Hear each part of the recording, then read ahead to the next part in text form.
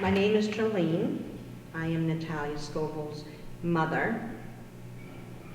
The nurse works for an agency, which the superintendent does know the agency because she gave a letter and it stated the nursing agency. So that was a lie.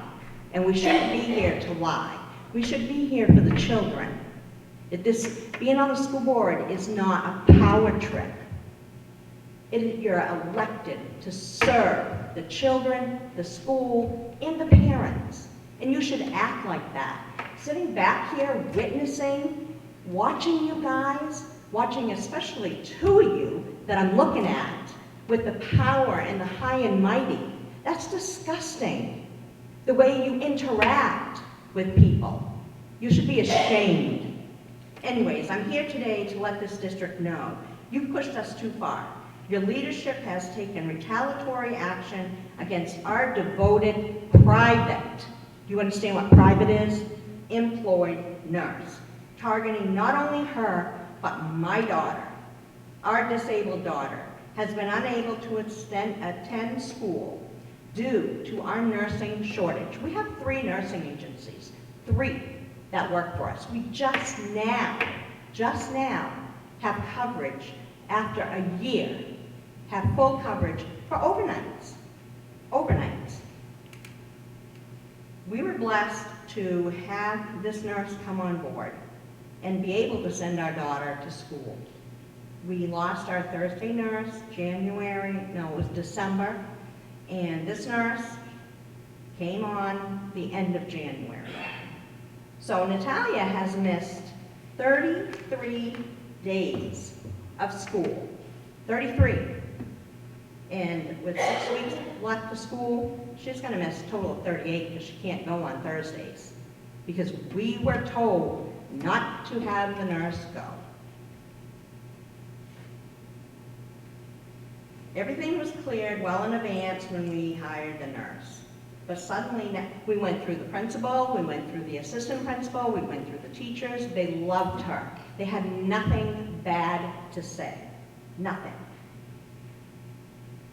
But suddenly now, the school tells the nurse she can't be with Tally in the school, forcing our daughter to have to stay home and not receive an education. This goes against everything a school should stand for. All your flags, signs about inclusion are proof of your hypocrisy on full display. There's a member that has gone into the school and taught, and that is a fact. You have no right to remove our nurse. She doesn't work for you. She doesn't work for the school. She hasn't done anything wrong, and your actions make my daughter suffer again because of this district. And it doesn't stop there. I'd ask you to finish up your comments, please. I have comments. Last fall, on November 5th, an incident in the science lab caused it to fill with smoke. Everybody get out of the school, except for my daughter. She was locked in the stairwell for an hour, where the smoke originated, having to withstand smoke, blaring alarms for nearly an hour. And the school tried to cover it up, blamed the fire chief. Each of my children have been a victim to your failed leadership. You have taken this too far. You've proven you're incapable to do what's right, and it's time to be held accountable. Not just for my children, but for every child that comes to Hermon. All the parents, they should be wanting to come to you and speak out, but they don't. Probably because you sit up there high and mighty and not caring. Thank you for your public comment. Stop, Natalia Scovil.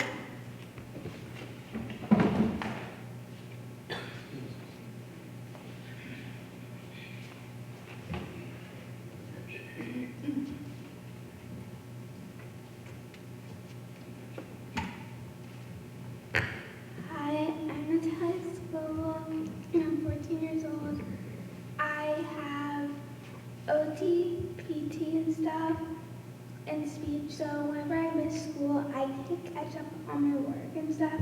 So you taking my right away from school is not really like fun for me because I'm missing out and I have like friends and stuff and I really do love my nurse that I do have and I was hearing how, I don't know who, but somehow someone was trying to get me a nurse and I have medical needs I don't want a random person doing and I have AD called autonomic dysreflexia, which is a serious thing that not everyone can handle. Like I could have a stroke if it's not handled right away.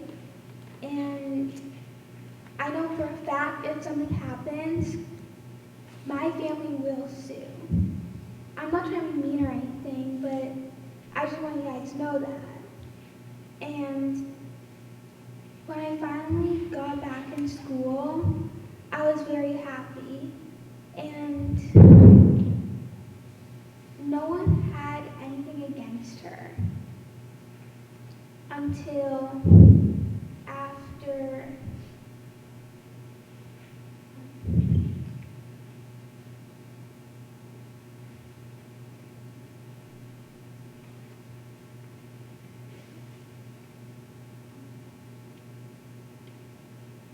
I can't really remember, but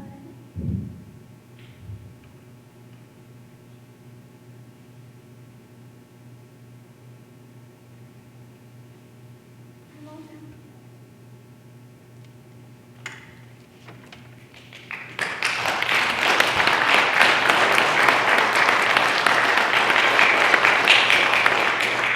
We'll take them as stated on the agenda. Do I have a motion to approve Megan? I wanted to know if she could come back up and talk. She remembered something she wanted to say. Absolutely.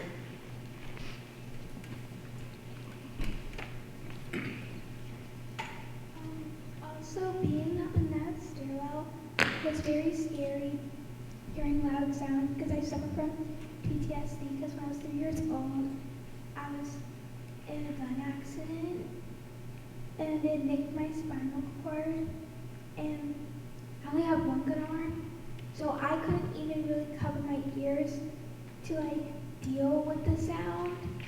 And what was really sickening was they told me my grandparents knew about this and they were okay with it. And they literally told everyone that I was out there. And when I told my brother, he was willing to literally sacrifice his life to get off the UTC bus and go in that school and get me. And I can't even really breathe good if I'm sick and stuff because I don't have good lungs.